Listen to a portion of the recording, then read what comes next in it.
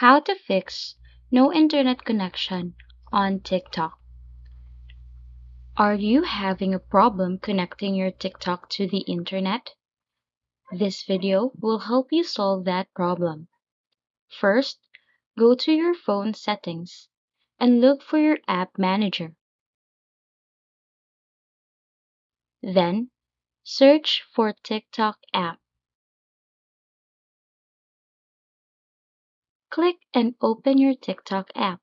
Then, go to storage and clear data your TikTok app. Through this, your TikTok app will refresh.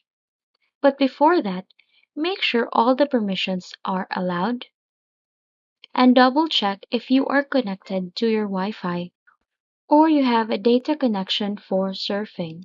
Once you're done, go back to your TikTok app and check if the problem was solved.